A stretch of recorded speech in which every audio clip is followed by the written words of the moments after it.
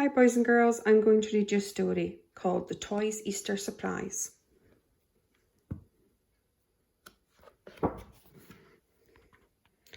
Very early one Easter morning, before anyone was awake, there was a rustling sound in the garden as Teddy, all cold and wet with morning dew, stirred and stood up. Now it wasn't Teddy's fault that he'd been left out all night when the toys were tidied away, but as soon as he looked around the garden, he made an exciting discovery.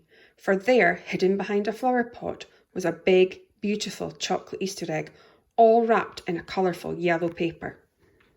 A few moments later, the rest of the toys were woken with a start when Teddy began tapping at little Max's bedroom window. But he didn't want to come in. Instead, he stayed on the window ledge, almost bursting with excitement, and said in as loud a whisper as he dared, "I have made a very important discovery."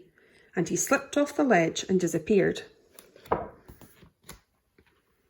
Well, it didn't take long for all the toys to begin to wonder what sort of very important discovery Teddy might have made, and soon they were all hurrying downstairs to find out. But on the way, the toy lamb found a medium-sized egg wrapped in patterned orange paper hiding just behind the kitchen door. So he popped it into the wood donkey's little wagon and they carried on. Soon the toys' trip through the house had turned into a full-scale Easter egg hunt.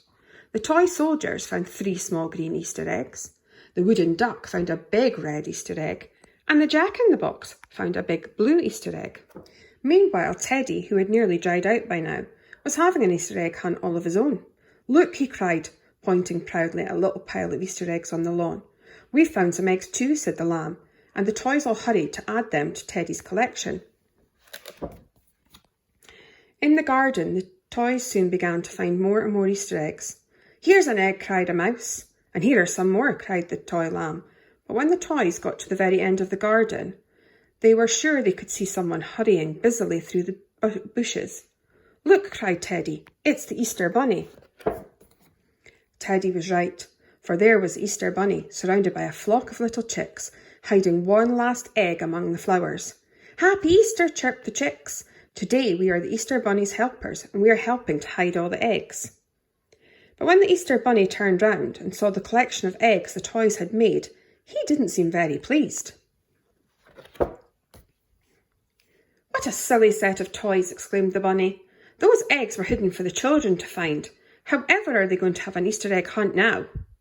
What a terrible mistake it had been. The toys all hung their heads in shame and wondered how they could make things better. But just then, one of the chicks had a brilliant idea. "Don't worry," she chirped. "There's still time to put eggs back if we all help." And that's just what they did, and in the nick of time too, because the very minute they finished, they heard Max's little voice pipe up, "Hooray, it's Easter Day!" "Quick," cried Teddy, "back to the bedroom, everyone." And you've never seen such a sight in your life as all those toys struggling up the ivy that hung on the wall of the house to get back into Max's bedroom. And what a sight met their eyes. It was lucky Max had been so excited he'd run out of the room without even noticing the toys were missing. But there, right in their very own corner, was an enormous wicker basket chock full of Easter eggs, with a chocolate bunny each too. "But surely toys can't eat chocolate," exclaimed the toy lamb. "Ah," said the Easter Bunny with a big wink. "Didn't you know? This is a magical chocolate for some very special toys." And they all laughed.